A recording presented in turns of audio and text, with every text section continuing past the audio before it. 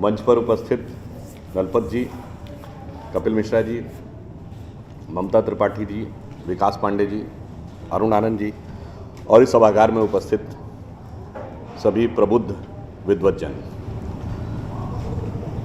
आज का जो टॉपिक है Naxals at the door step, and the discussion is going on here in New Delhi, the capital of India. So then you have to have the two aspects of this subject. One is Naxal and other is India. In my opinion, there is a starking divergence in these two words or in these two concepts. You will say how? Because if you see the evolution of various ideologies in the history of the world, the leftist ideology is the latest one, which has emerged in around a century or 1.5 century back. But unfortunately, it started dying very soon also. USSR was created in 1919 and by 1990 it became part of history. एक दौर था जब second world war खत्म हुआ तो Czechoslovakia, Romania, Hungary, Bulgaria, Poland से लेकर और कंबोडिया, रशिया और चाइना आधी दुनिया लेफ्टिस्ट हो गई थी। पर in the span of living generation सब कुछ खत्म हो गया। बहुत जल्दी आए और बहुत जल्दी खत्म भी होने लगे। हाँ, यह बात जरूर है कि अभी कुछ जगहों पर उनके अवशेष रह गए हैं। एक जगह है केरल, एक जगह है मीडिया और एक जगह है JNU. Other than north Korea and Cuba, other than north Korea and Cuba, क्योंकि चाइना तो सिर्फ नाम का कम्युनिस्ट है, आज तो वो कैपिटलिस्टों से भी ज्यादा कैपिटलिस्ट है। अब आप ये कहेंगे कि व्हाट अबाउट इंडिया? इंडिया को समझने के लिए थोड़ा ब्रॉडर स्पैन पे जाना होगा। If you look at all the great ancient civilizations of the world, इधर से शुरू करिए तो चाइनीज सिविलाइजेशन थी, फिर इंडियन सिविलाइजेशन थी, मेसोपोटामियन सिविलाइजेशन थी, बेबीलोनियन सिविलाइजेशन थी, इजिप्ट की सिविलाइजेशन थी, ग्रीस की सिविलाइजेशन थी, रोमन एम्पायर था और आज का जो नॉर्थ और साउथ अमेरिका में है इंका, माया, एस्टेक का सिविलाइजेशन था। आज उनमें से कोई भी अपने मूल रूप में नहीं बचा है। जो अल्लामा इकबाल जिन्होंने सारे जहां से अच्छा हिंदुस्तान हमारा लिखा, उन्होंने लिखा था ना, यूनान मिस्र रोमा सब मिट गए जहां से, बाकी अभी तलक है नामो निशा हमारा, कुछ बात है कि हस्ती मिटती नहीं हमारी, सदियों रहा है दुश्मन दौरे जहां। तो साहब ये कंपैरिजन ये है कि एक ऐसी चीज जो हजारों साल से प्री हिस्टोरिक चली आ रही है और खत्म ही नहीं हुई है, एक ऐसी चीज जो लेटेस्ट शुरू हुई और लेटेस्ट खत्म होने लगी। तो ये कंपैरिजन ही अपने आप में थोड़ा ऑकवर्ड है, मगर कोशिश बहुत की गई। अब मैं थोड़ा सा इसके पॉलिटिकल एस्पेक्ट पे आता हूं। ये Naxalism at the door step और इन द अर्बन एरिया शुरू कहां से हुआ? जो लोग हम लोग तो थोड़ा पहले की पीढ़ी वाले हैं उनको जानकारी होगी कि भारत के इतिहास की पहली माइनॉरिटी गवर्नमेंट कौन थी? श्रीमती इंदिरा गांधी की सरकार थी, जो 1969 में कांग्रेस के डिवीजन के बाद माइनॉरिटी हो गई। और उस माइनॉरिटी गवर्नमेंट को सपोर्ट कर कर किसने बचाया सेंटर में? लेफ्ट पार्टीज ने, कम्युनिस्टों ने। यह तो हमको पता है, बहुत से लोगों को, आज की जनरेशन को शायद नहीं पता होगा। हमारे दिमाग में माइनॉरिटी गवर्नमेंट नरसिम्हा राव से शुरू होती है हम लोगों के जमाने में। अब इंदिरा जी के जमाने में जब माइनॉरिटी गवर्नमेंट आई और लेफ्टिस्टों ने उसे सपोर्ट करके बचाया, तो उस जमाने में थोड़ा सा मैं उनको क्रेडिट दूंगा कि भाई आज का जमाना होता तो कहता कोई बढ़िया वाला विभाग दे दो जिसमें कि अच्छा धनोपार्जन हो सके। पर उन्होंने बहुत ही समझदारी और चालाकी से काम लिया। आप देखिए बदले में लेट 60s और अर्ली 70s में हुआ क्या क्या। प्रीवीपर्स खत्म हुआ, फंडामेंटल राइट्स में राइट टू प्रॉपर्टी खत्म हुआ, बैंकों का नेशनलाइजेशन हुआ, पब्लिक सेक्टर अंडरटेकिंग्स बनी यानी इंडस्ट्रीज का नेशनलाइजेशन हुआ, कमिटेड जुडिशरी की बात हुई और finally preamble of the constitution, जिसको डॉक्टर अंबेडकर ने कहा था संविधान की आत्मा है, इसे कभी बदला नहीं जाएगा, उसमें सोशलिस्ट और सेकुलर वर्ड जोड़ दिया गया। यानी समर्थन के बदले में उन्होंने बहुत कुछ अपना सेटअप बना लिया उन कुछ सालों में। फिर Indian council of historical research, Indian council of cultural research, Indian council of scientific research, Indian council of agriculture research, सब जगह धीरे धीरे आकर स्थापित हो गए। जेएनयू भी उसी दौर में स्थापित हुई। उसमें एक विशिष्ट वर्ग, विशिष्ट विचारधारा के लोगों को नियुक्त किया गया। वैसे ही छात्रों को मोल्ड किया गया, जैसा भी ममता जी ने अपने उद्बोधन में बताया भी। और फिर भारत का पहला जर्नलिज्म की डिग्री देने वाला इंस्टीट्यूट कहां बना? जेएनयू में, Indian institute of mass communication. अब आईएएस बनना है तो जेएनयू से, जर्नलिस्ट बनना है तो जेएनयू से, प्रोफेसर बनना है तो जेएनयू से, रिसर्चर बनना है तो जेएनयू से। अब उन्होंने पूरे अर्बन सेटअप के ऊपर अपना एक कब्जा कर लिया। फिर धीरे धीरे दिमागों में चीजें रखनी शुरू की गई, वो जो सच के बिल्कुल उलट था। क्या कहा गया? साहब, नक्सलवाद जो कहता हथियार उठाना, हथियार आदमी मजबूरी में उठाता है। ठीक है साहब, बिल्कुल मान लिया, हथियार मजबूरी में उठाता है। हथियार वही उठाता है, आतंकवाद वहीं पनपता है जहां गरीबी होती है, आतंकवाद वहां पनपता है जहां अशिक्षा होती है। तो मैं पूछना चाहता हूं, ओसामा बिन लादेन गरीब था क्या? अरबपति था। भारत के तमाम उद्योगपतियों, उसकी हैसियत थी, कई उद्योगपतियों को खरीद सकता था, तो क्यों आतंकवाद की तरफ मुड़ गया? तो आपकी थ्योरी का बेस तो लॉजिकल नजर नहीं आता। अगर अशिक्षा से आतंकवाद निकलता है तो 9/11 में जिन लोगों ने जाके अपने प्लेन वहां क्रैश कर दिए, चाहे वो खालिद शेख हो या मोहम्मद अट्टा, ये सब लोग अमेरिका जैसे देश में बहुत हाईली एजुकेटेड थे और एक शानदार जिंदगी जीने का उनके पास मौका था। तो एजुकेशन और इकोनॉमिक आधार दोनों की बात बहुत हद तक तर्कसंगत नजर नहीं आती है, मगर गैर तर्कसंगत बात को भी समझा के रखा जाता है। यह कहा जाता है कि साहब लेफ्ट आइडियोलॉजी कहां से शुरू हुई? जब कैपिटलिज्म ने सर्वहारा वर्ग के ऊपर अत्याचार किया, सप्रेशन किया गया वर्कर क्लास का इंडस्ट्रियलिस्ट सोसाइटी के द्वारा, तब शुरू हुई। आप दुनिया का एक देश बताइए जो इंडस्ट्री डेवलप होने के बाद कम्युनिस्ट हुआ हो। जितने देशों के मैंने नाम बताए, ईस्टर्न यूरोप से लेकर रशिया, चाइना, सब एग्रेरियन सोसाइटीज थी जो कन्वर्ट हो गई।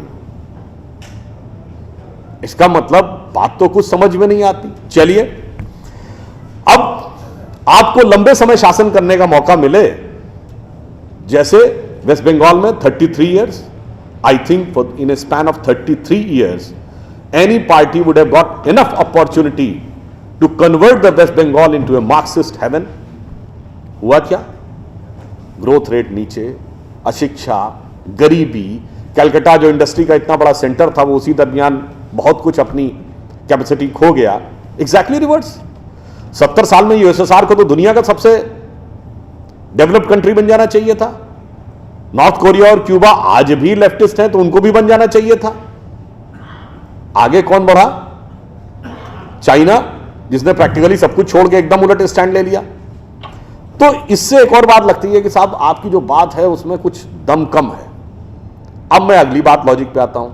ह्यूमन राइट्स, फंडामेंटल राइट्स की बात करनी है। हर आदमी के अधिकार होने चाहिए, बिल्कुल होने चाहिए।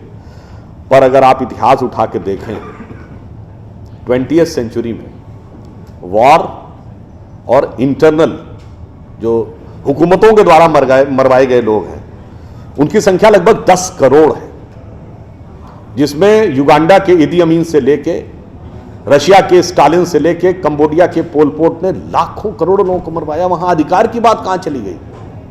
कभी अधिकार की बात आई क्या? अब आप आइए कि अधिकार की बात आती कहां से। ये ह्यूमन राइट्स का विषय सबसे पहले आया जब सेकेंड वर्ल्ड वॉर खत्म हुई, क्योंकि ज्यूज को लाखों की संख्या में मरवाया गया था जर्मनी में। तो पूरी दुनिया में एक आई बात की मानवाधिकार, ह्यूमन राइट्स, और दुनिया में इसके ऊपर बड़ी एक सोच शुरू हुई। और जब यूनाइटेड नेशंस बना तो एक ह्यूमन राइट चार्टर बनाने की बात आई, और यह कहा गया कि भाई ह्यूमन राइट होने चाहिए और उसमें यह भी गारंटी होनी चाहिए कि दूसरे के ह्यूमन राइट में कोई इंफ्रिंजमेंट नहीं है। मतलब मेरा जीने का हक इस कीमत में नहीं हो सकता कि हम दूसरे को मारकर अपने जीने का हक रखते हैं। तो दुनिया के जो तमाम बड़े बड़े महापुरुष थे उस समय, सबको चिट्ठियां लिखी गई कि आपकी नजर में 2, 3, 4, 5 जो भी फंडामेंटल ह्यूमन राइट्स होते हो, पर वो ऐसे ह्यूमन राइट होने चाहिए which are capable of ensuring everybody else is human right, वो आप हमें कृपया बता दीजिए। तो चिट्ठी महात्मा गांधी के पास भी आई और महात्मा गांधी का जवाब उसमें सबसे अलग था। महात्मा गांधी ने कहा, my illiterate but wise mother has told me, इस शब्द पे ध्यान दीजिएगा, my illiterate but wise mother has told me that if you want to ensure everybody's human right then in my opinion there are no fundamental human rights, only fundamental duties. यानी अगर हर एक व्यक्ति के आप अधिकारों को सुनिश्चित करना चाहते हैं तो आपके सिर्फ और सिर्फ मूलभूत कर्तव्य हैं, अधिकार नहीं। अब आप ये सोचिए कि अगर उनकी माता जी पढ़ी लिखी नहीं थी तो वाइस कैसे हो गई? देखिए, बुद्धिमान और विवेकशील होना दो अलग अलग चीजें हैं। बुद्धिमान मैंने कहा आतंकवादी और चोर भी होता है, विवेकशील नहीं होता है। और उदाहरण के लिए गांधी जी की माता जी विवेकशील थी, क्यों थी? उसका मूल कारण जानते कहां से आता है? गांधी जी का प्रिय भजन क्या था? रघुपति राघव राजा राम।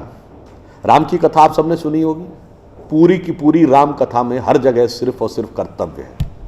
पिता का पुत्र के प्रति कर्तव्य, भाई का भाई के प्रति कर्तव्य, पति और पत्नी का दूसरे के प्रति कर्तव्य, राजा का प्रजा के प्रति कर्तव्य, मित्र के साथ कर्तव्य, सबका कर्तव्य। अधिकार की बात केवल एक जगह आती है। कब? जब केकई ने कहा राजा दशरथ से कि वो जो आपने 3 वरदान दिए थे ना, मुझे अब प्रयोग करने का अधिकार चाहिए। और सारी की सारी समस्या की शुरुआत वहीं से होती है। ये वो मूल कारण था जो गांधी जी की माता जी ने कहा कि illiterate but wise mother has told मी। अब इसी में मैं आपको एक बात बताता हूं। मैं अर्बन नक्सलिज्म पे भी आता हूं। जब ये लोग बात करते हैं तो बड़ी आकर्षक लगती है। मैंने आपको 2-3 बातें बताई कि जगह आप तर्क की कसौटी पे कसेंगे तो आपको वो बात तथ्यात्मक नहीं लगेगी। That things will not look substantive. अब ये बताइए कि अधिकार की बात केकई ने की थी ना, तीनों रानियों में सबसे सुंदर कौन मानी जाती थी? केकई। जो चीज सबसे आकर्षक होती है, विनाश के अक्सर सूत्र उसी में अच्छे होते हैं। केकई की सबसे प्रिय दासी या साथी कौन थी? मंथरा, जिसको कुबड़ी कहा जाता है। सबसे विकृत चीज सबसे आकर्षक चीज के पीछे छुपी होती है। और मैं दूसरा उदाहरण आपको देता हूं, सबसे खतरनाक चीज भी कैसे आती है। राम कथा में उदाहरण है, रावण ने जब सीता जी का हरण किया तो वो राक्षस के वेश में आया था क्या? साधु का वेश धर के आया था।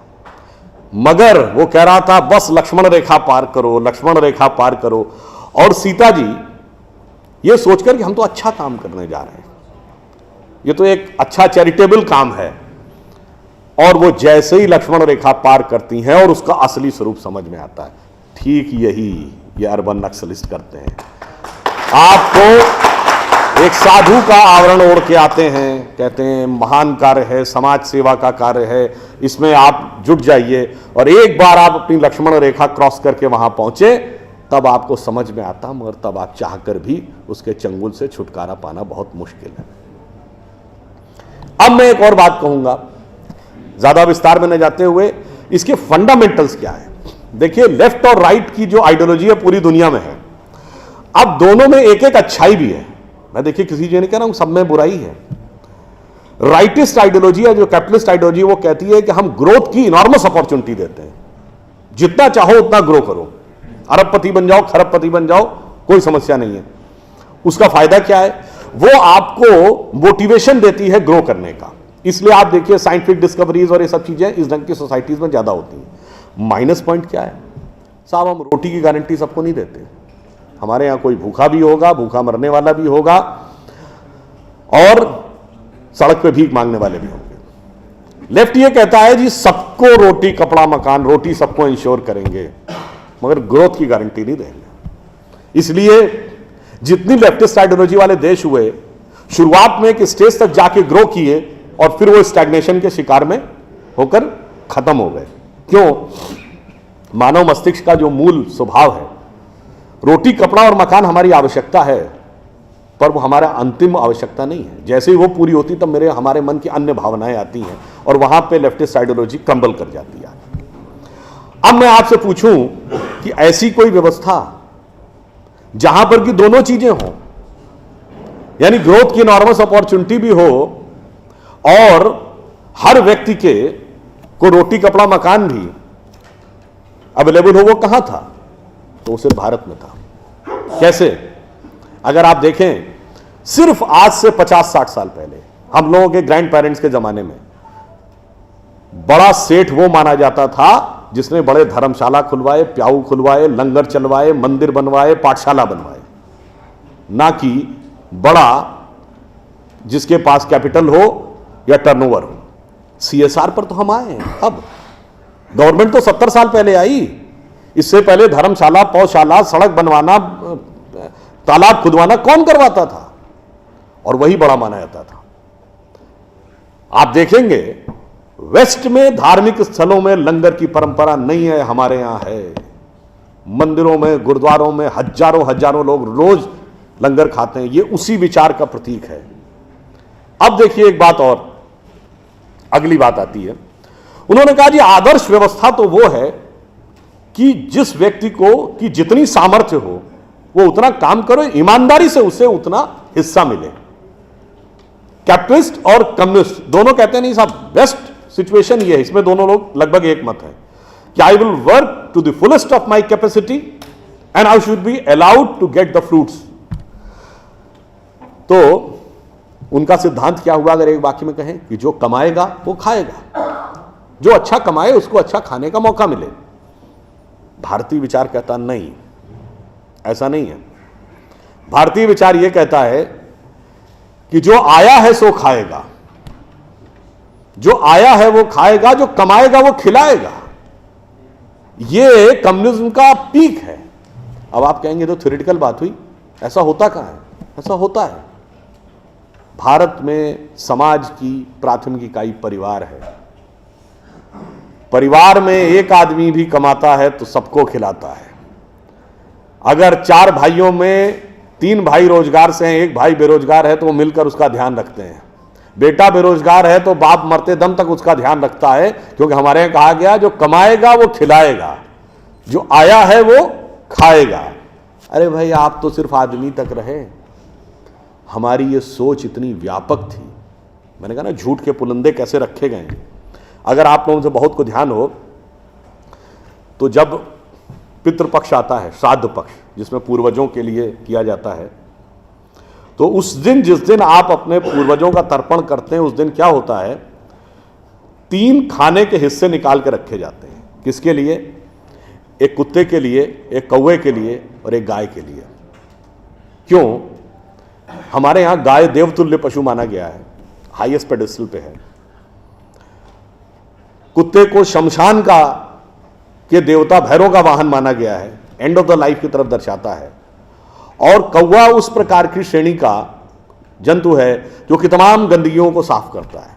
यानी हम सिंबॉलिकली ये कह रहे हैं कि अगर भगवान ने हमको सबसे developed creature of the earth और ऑफ द यूनिवर्स बनाया है तो लोएस्ट से लेके हाईएस्ट तक हर आदमी का ख्याल रखना हमारा कर्तव्य है, हर जीव जंतु का ख्याल रखना है। वो वहां तक पहुंचे नहीं पहुंचे।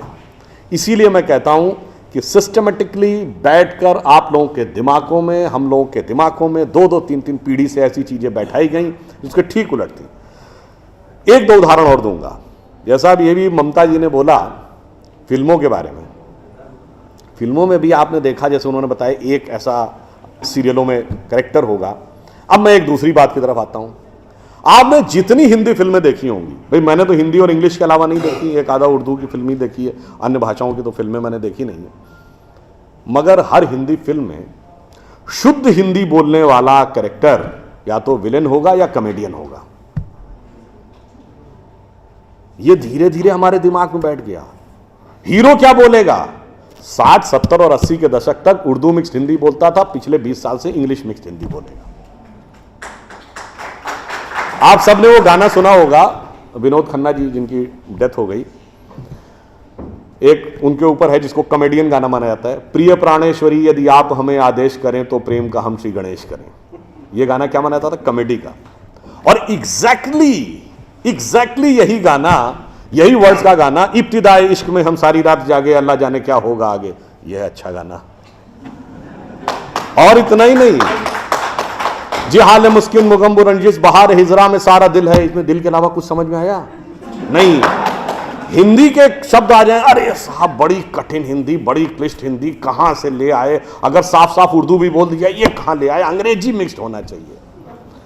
भैया अंग्रेजी मिक्स्ड होकर हम देखिए ये सारी चीजें हम लोगों के दिमागों में बैठा ली जा रही हैं, हम कहां जा रहे हैं। एक छोटा सा उदाहरण आपको देता हूं, मैं किसी भाषा के प्रति सम्मान या असम्मान नहीं व्यक्त करना चाहता, एक तथ्य सामने रखना चाहता हूं। अंग्रेजी भाषा में केवल 5 वॉवेल हैं, AEIOU, केवल 5 वॉवेल, और मात्रा पाई जैसी कोई चीज ही नहीं है। इसलिए इसमें साइलेंट का भी प्रॉब्लम है और एक्सेंट का भी प्रॉब्लम है। एक कश्मीरी और पंजाबी जिस एक्सेंट में बोलता है, एक बिहारी जिस एक्सेंट में बोलता है, एक तमिल और केरलाइट जिस एक्सेंट में बोलता है, उसमें भारी अंतर है। मगर जिन लैंग्वेजेस की फोनेटिक्स डाइवर्सिफाइड है, अब जैसे उसमें मैं एक एक्सट्रीम एग्जांपल देता हूं, संस्कृत। आप वैष्णो देवी के मंदिर जाइए या तिरुपति बालाजी के मंदिर, काशी विश्वनाथ या कामाख्या, जब पुजारी मंत्र बोलना शुरू करता है एक्सेंट में कभी डिफरेंस देखा है? वो भी तो उसी इलाके के हैं। क्यों? क्योंकि आपकी लैंग्वेज की फोनेटिक्स डेवलप्ड है, साइंटिफिक है। उदाहरण के लिए आप सब ने कभी ध्यान दिया हो या ना दिया हो, हिंदी में कहते हैं ना काखा गाघा अंगा, का जब बोलते हैं तो जबान कहां लगती है, फिर खा में और पीछे, गा में और पीछे, घा में और पीछे, जब अंगा बोलते हैं तो गले से निकलता है। The entire phonetics is designed as per the contour of your vocal cord. एक प्रकार के शब्द एक साथ, तथ दध ना सब दांत से अंतर है, पफ बफ मा सब होंठ से, इतना डेवलप्ड, इतना साइंटिफिक इंस्ट्रूमेंट हमारे पास, और हमें समझाया जा रहा है कि नहीं ये छोड़ दो, ये तो वैसी बात हो गई कि हमारे पास स्मार्टफोन है, मगर दुनिया जो है वो पुराना वाला जो नोकिया हम यूज करते थे उसके पीछे भाग रही है। तो नहीं जी, हम तो उसी के साथ चलेंगे।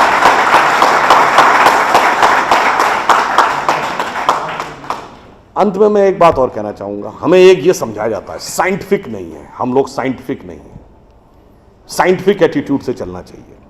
मान लिया साहब, बिल्कुल साइंटिफिक एटीट्यूड से चलना चाहिए।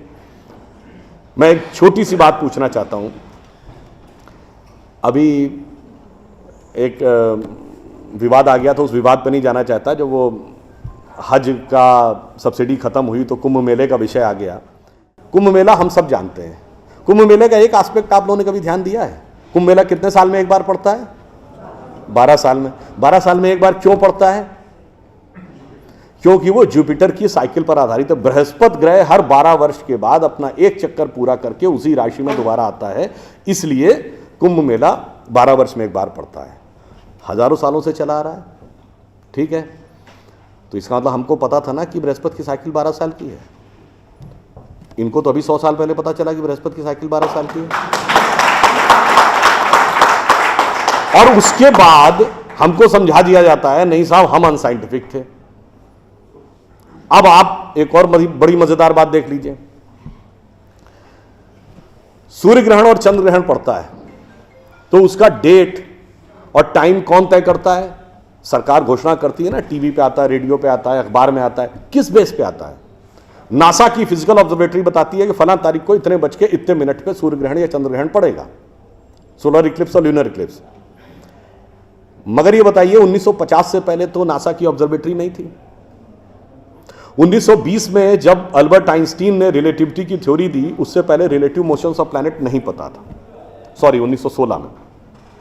1920 में एडविन हबल एक साइंटिस्ट हुए जिन्होंने एक्सपेंडिंग यूनिवर्स की थ्योरी दी, उससे पहले एक्सपेंशन ऑफ यूनिवर्स नहीं पता था। 1900 में मैक्स प्लैंक साइंटिस्ट हुए जिन्होंने लाइट की क्वांटम की थ्योरी दी, फोटॉन्स वाली, उससे पहले प्रोपगेशन ऑफ लाइट ही नहीं पता था। 1897 में जे टॉमसन ने इलेक्ट्रॉन खोजा, उससे पहले आप मानते थे एटम अनडिविजिबल है। और 1633 में आप ये कहते थे, गैलीलियो को फांसी दे रहे थे इस बात के लिए कि उसने कहा सन रिवॉल्व्स राउंड द अर्थ गलत है। तो भैया आप 380 साल चल के जहां पहुंचे हैं, हमारा पंचांग तो युधिष्ठिर के जमाने से एज इट इज चला आ रहा है 5100 साल। मतलब ये लॉजिक नहीं है, ये तो साइंटिफिक। फिर भी हमें समझाया जाता है कि साहब जो हमने सोचा वो सब हम अनसाइंटिफिक थे, हम गलत थे। बड़ी मजेदार बात है। इन a span of living generation, 50 साल में देखिए ये जो अर्बन नक्सल्स थे उन्होंने हमारे दिमागों में क्या क्या भरा और फैक्ट क्या था। 50 साल पहले जिस जिस चीज का मजाक उड़ाया गया वो चीज आज ठीक उसके उलट हो गई। 50 साल पहले कहते थे अरे यार ये अगर खेती करनी है तो mechanise farming, chemical fertiliser use करो, गाय के गोबर से कोई खेती होती है? आदमी चांद पे पहुंच गया, तुम गाय के गोबर पे पड़े हो। आज नहीं, ऑर्गेनिक फार्मिंग की तरफ जाओ। 50 साल पहले क्या कहते थे? अरे भाई ये जड़ी बूटियों फल पत्ती खाने से कोई इलाज होता है? नीम हकीम खतरा है जान, खाना है तो नई दवाएं खाओ, क्रोसिन, मेटासिन, टेरामाइसिन। आज आप क्या कहते हैं? नहीं, केमिकल नहीं, हर्बल मेडिसिन की तरफ जाओ।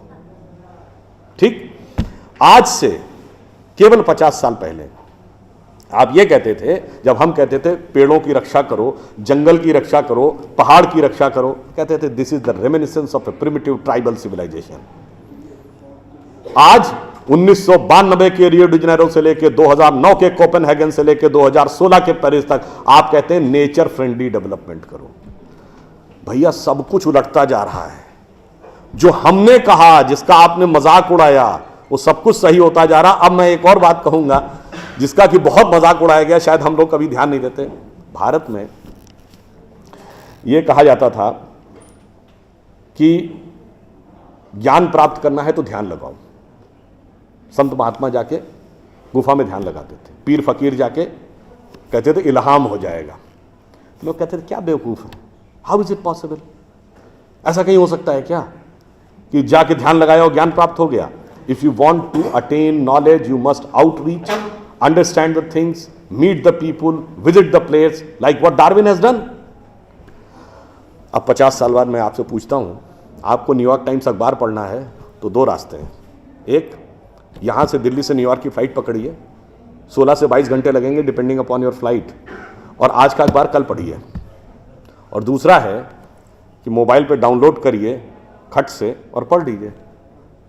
क्यों? आपके हाथ में डिवाइस है, जिसने डिवाइस बनाई उसने सॉफ्टवेयर भी बनाया है, और जिसने सॉफ्टवेयर बनाया उसने सपोर्टिंग नेटवर्क भी बनाया है। उसी ढंग से हमारा शरीर एक डिवाइस है, तो इसके अंदर मन, बुद्धि, चित्त, अहंकार और कॉन्शियसनेस एक सॉफ्टवेयर है, और उसका कनेक्टिंग नेटवर्क भी है। बस नेटवर्क से कनेक्ट होना है और सब डाउनलोड है। और अंत में मैं एक उदाहरण दूंगा। सब कुछ कहा जाता था कि पैसे के कारण शोषण हुआ, इसलिए खड़े हो जाओ, लोगों के साथ भिड़ जाओ। हमारे यहाँ परंपरा में त्याग का महत्व था।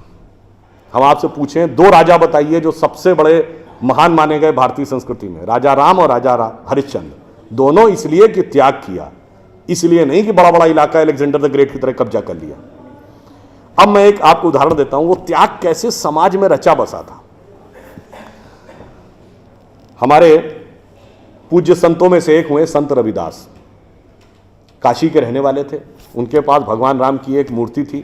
काशी नरेश उनके पास गए, कहा जाता था इतनी सिद्ध मूर्ति है, आप कृपया इसे मुझे दे दीजिए। ऐसी मूर्ति राजा के पास होनी चाहिए राजभवन में, ना कि इसमें मैं इस मूर्ति के वेट का 10 गुना सोना आपको दे दूंगा। उन्होंने मना कर दिया। उन्होंने कहा जी इसके वेट का 100 गुना सोना दे दूंगा। उन्होंने मना कर दिया। तो राजा को थोड़ा क्रोध आ गया। उसने कहा ऐसा है रैदास जी, आज जिस झोपड़ी में रह रहे हैं इसमें जितना सोना आ सकता हो नीचे से ऊपर तक उतना भर लीजिए, उतना मैं आपको देने को तैयार हूं। तो एक बार उनकी पत्नी का मन आया कि भाई ऐसा बढ़िया ऑफर नहीं मिलेगा, अब हमें इस पर विचार कर लेना चाहिए। रैदास ने क्या जवाब दिया? एक मोरो राम नाम धन, एक मोरी आशा, ऊ धन आई है ई चले जाइए, ना चाहे भगत रैदासा। मना कर दिया। रैदास जी क्या थे? वो जूते बनाते थे, आज की परिभाषा के अनुसार दलित थे। अब आप आइए, संत कबीर जुलाहा थे, आज की परिभाषा के अनुसार ओबीसी। जब उन्होंने, उनके बेटे ने भगवान के भजन के बजाय पैसा कमाना शुरू किया तो कबीर ने क्या कहा? उनके बेटे का नाम था कमाल। उन्होंने कहा बूढ़ा वंश कबीर का उपजा पूत कमाल, और हरि का भजना छोड़ के घर ले आया माल। यानी उन्होंने उसको डिस्कार्ड किया। आप त्याग में रह के दिखाएंगे। अब आप आइए, मीराबाई राज परिवार की थी आज के हिसाब से, फॉरवर्ड। और उन्होंने क्या कहा? पायो जी मैंने राम रतन धन पायो, और जन्म जन्म की पूंजी पाई बाकी सबे लुटायो। उन्होंने भी पैसे की तरफ नहीं देखा। और अंत में ये सब एक ही कंटेम्प्रेरी है, तुलसीदास जिन्होंने रामचरितमानस लिखी, वो ब्राह्मण थे, फॉरवर्ड आज के ज़माने के हिसाब से। कहा जाता अकबर उनके पास गए, अकबर ने कहा कि आप हमारे दरबार में आकर स्थान ग्रहण करिए, हम आपको 60,000 की मनसबदारी देंगे। उस जमाने में मनसबदारी एक रैंक होती थी, तो जैसे 40,000 की मनसबदारी वॉज मैक्सिमम, 60,000 का मतलब हुआ कि राजा के बाद सबसे बड़ा स्टेटस आपका होगा। तो तुलसी ने क्या जवाब दिया, हम तो सेवक राम के हियो धर्यो दरबार, हमारे तो हृदय में भगवान राम का दरबार धरा हुआ है, तुलसी का अब होएंगे नर के मनसबदार।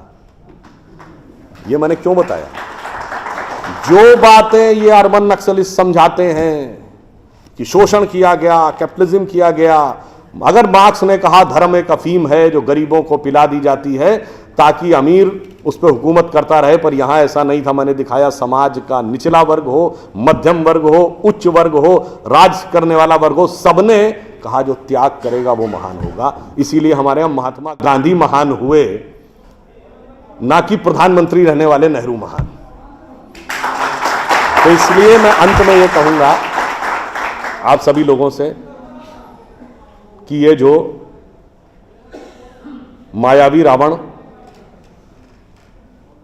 साधु का वेश बना के आता है, सूक्ष्म दृष्टि से इसको समझिए और आश्वस्त रहिए कि वो चाहे कितना भी मायावी हो, अंत में विजय हमारी ही होगी, क्योंकि हम आज दुनिया के यंगेस्ट नेशन हैं। जैसा अभी नलपत जी ने कहा ना कि भाई people like us we are in minority, हम देश दुनिया के सबसे युवा देश हैं, यह सत्य है, मगर यह अर्ध सत्य है।